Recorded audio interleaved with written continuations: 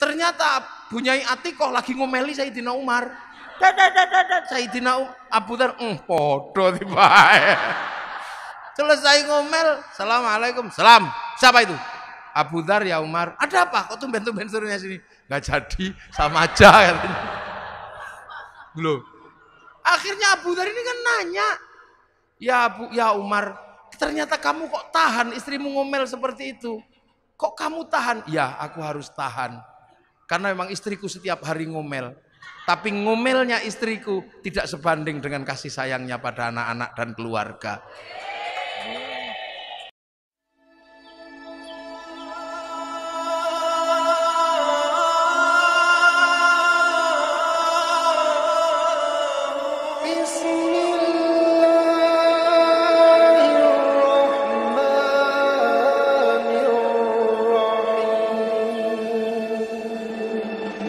Manusia itu sudah kenal Allah, wong sebelum turun dari langit sudah dikenalkan. Alastu birabbikum, kamu lupa enggak kalau aku ini Tuhanmu? Nyawa jawab, qalu bala syahidna ya Allah, aku jadi saksi engkau Allah. Fanfukhur ruh, maka ditirup ke dunia. Lah di dunia ditampani oleh daging. Daging apa? Daging yang diproduksi oleh bapak dan ibu dari sisa makanan yang paling bagus, namanya nutfah. Ini kan sari makanan dunia. Punya bapak, punya ibu dicampur, titipkan di rahim ibu. Makanya perempuan itu namanya sawah. Nisa hukum harsul lakum, perempuan itu sawah karena tempat menanam. Jadi sampean nggak bisa mengingkari kodrat sebagai tempat menanam.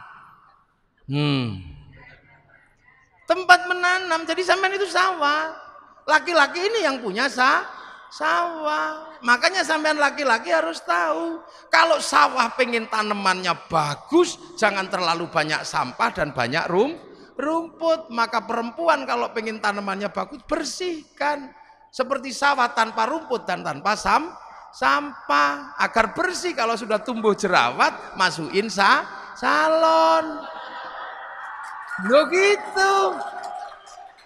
Perempuan itu harus selalu bersih karena tanamannya biar bagus. Nah itu tugas laki-laki, belikan lipstik, belikan bedak. Tangannya nggak boleh kasar, belikan mesin cuci.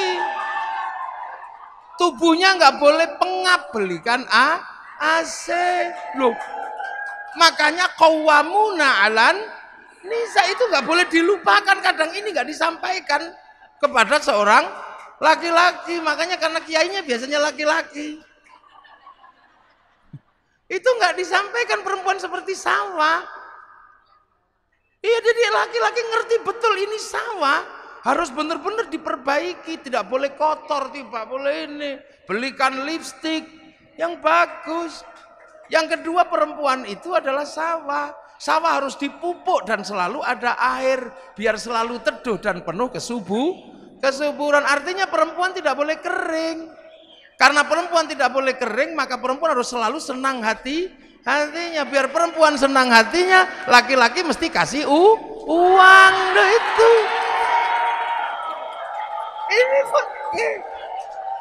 Ini sebab pembelajaran buat laki-laki ini. Iya ini, nggak apa-apa biar dia belajar. Ya ini pembelajaran. Biar nanti pulang ngomong sama suaminya, kata kiai, saya ini sawah, saya terima ditanami, tapi tolong dong airi dan kasih kesuburan. Gitu. Perempuan itu sawah, kalau lagi ditanami nggak boleh dibakar, maka perempuan nggak boleh dimarahi. Harus dikasih sayangi, lo bener. Lo iya, kalau perempuan dimarahi emosi. Kalau emosi jantungnya ini di bawah payudara, jantungnya panas, payudaranya mendidih. Air susu nih ibarat santan blondo. Diminum bayi beler. Makanya kalau teteknya nggak sehat, bayinya bengek. Maka ada istilah tetek bengek. Loh ini pakai. Loh ini harus benar-benar ditanam dulu. Karena kalau ini tidak selesai, maka urusan yang lain tidak Selesai. Karena tanaman ini yang menentukan masa depan bangsa. Almar'atu imadul bilad. Idza saluhat saluhal bilad. Idza fasadat fasadal. Perempuan ini tiang negara karena melahirkan anak. Lah anak itu adalah kelanjutan estafeta manusia memikul bangsa dan negara. Nanemnya harus kuat, maka sawahnya harus subur. Maka kalau dimarahi biasa aja laki-laki itu. Laki-laki nggak boleh marah, kalau perempuan marah biasa. Iya.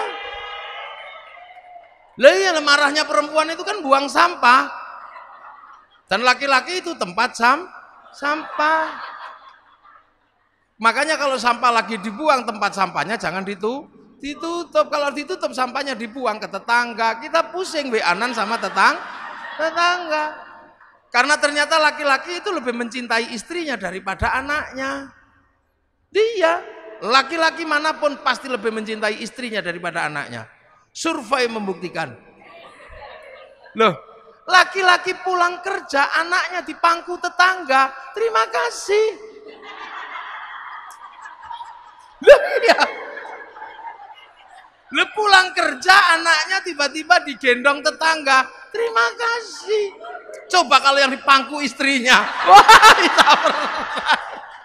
loh, ini membuktikan bahwa laki-laki mencintai istrinya. Senggol bacok. Loh, makanya kan ada cerita. Ada cerita ja'arajulun ila Umar bin Khattab. Ada laki-laki datang ke Sayyidina Umar. Itu enggak disebut, ternyata Abu Dzar Al-Ghifari. Abu Dzar Al-Ghifari itu kepala suku panglima perang, tapi istrinya cerewetnya luar biasa. Sampai ini apa? Sayyidina Abu Dzar itu, ya Allah, aku kurang apa? Udah ganteng, kaya, kepala suku, panglima perang, punya istri satu, cerewetnya gini. Awas tak tukar tambah aja. Tapi sebelum tak tukar tambah, tak konsultasi sama Sayyidina Umar.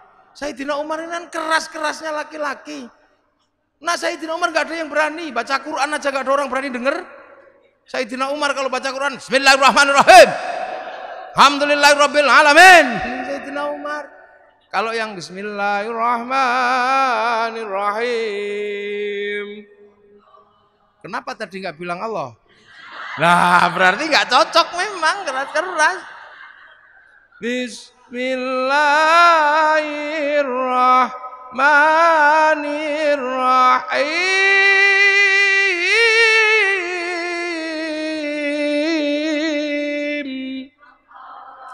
Itu Sayyidina Ali. Kalau Sayyidina Umar, Bismillahirrahmanirrahim, Allah. Kalau khutbah itu pedangnya, ittaqillah. Sak masjid gini semua. Makanya saking kerasnya Sayyidina Umar, ketika Sayyidina Umar meninggal, Sayyidina Ali nadar. Orang kok kerasnya kayak gini, kalau mati ditanya malaikat Mungkar Nakir jawabnya apa? Maka meninggalnya Sayyidina Umar, kuburannya di kuping sama Sayyidina Ali. Karena sama-sama walinya, ya denger. Assalamualaikum, salam. Malaikat Mungkar Nakir kaget, salam. Siapa itu? Mungkar Nakir, ya Umar. Ada apa? Ya mau nanya, ya Umar. Nanya apa? Ya marrobuka. Ya Allah. Apalagi udah itu aja gak jadi. Loh, itu maka Sayyidina Abu Dzar ini mau curhat ke Sayyidina Umar. Baru mau curhat tentang perempuannya yang cerewet. Sampai di dalam rumah dengar ada perempuan ngomel. Ternyata Bunyai Atikoh lagi ngomeli Sayyidina Umar. Sayyidina Abu Dzar podo tiba. Selesai ngomel, Assalamualaikum, salam. Siapa itu?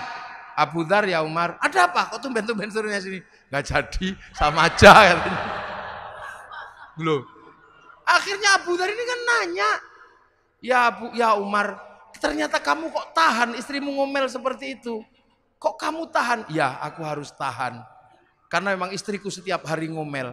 Tapi ngomelnya istriku tidak sebanding dengan kasih sayangnya pada anak-anak dan keluarga. Ya makslub gitu. Coba kalau jawabannya iya kayak radio rusak, ngomel lagi.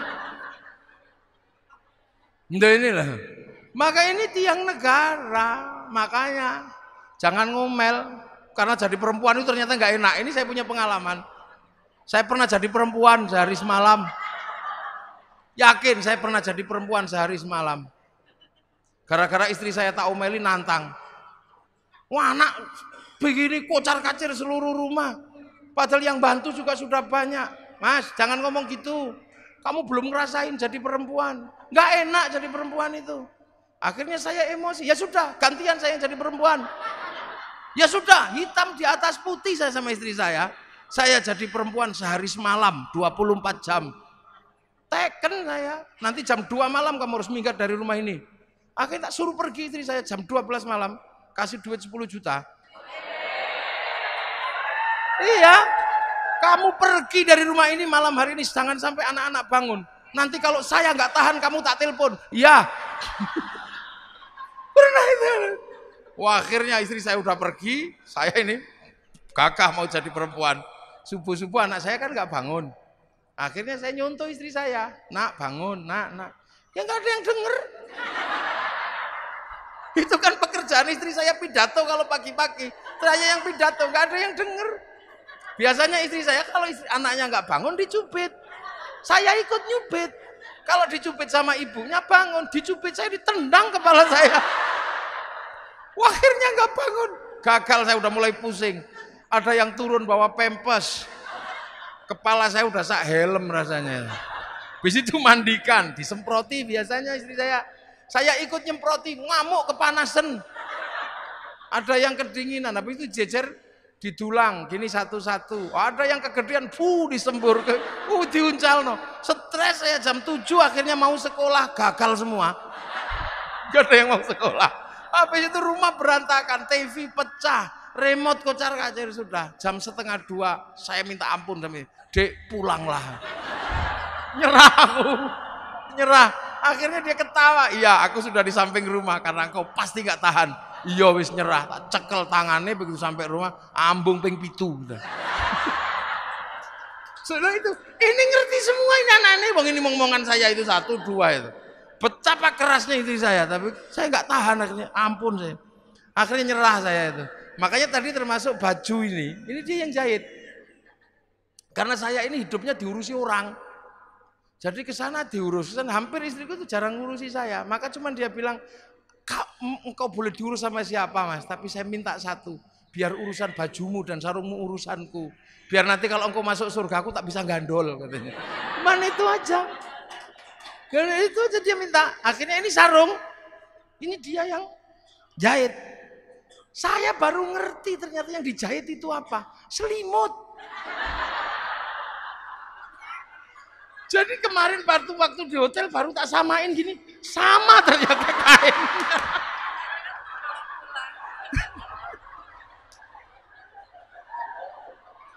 Jadi dia punya kebiasaan beli selimut. Untuk digelar di ranjang itu. Nanti setelah itu dia cuci.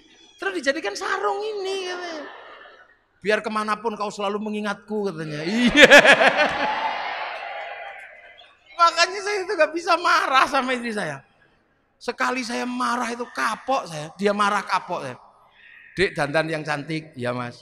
Karena pagi nanti kawinan santri. Gak boleh kau kalah cantik. Dandan habis subuh. Jam 7 keluar rumah menurut saya udah paling cantik. Naik mobil di depan, samping ini sopir santri namanya Arifin. Anak saya di belakang sama istri saya di depan. Tak lihat dari spion, oh cantiknya. Tapi begitu sampai di perempatan lampu merah, ada perempuan cantiknya luar biasa. Mulut saya nyeronong, ya Allah, ayune taiku.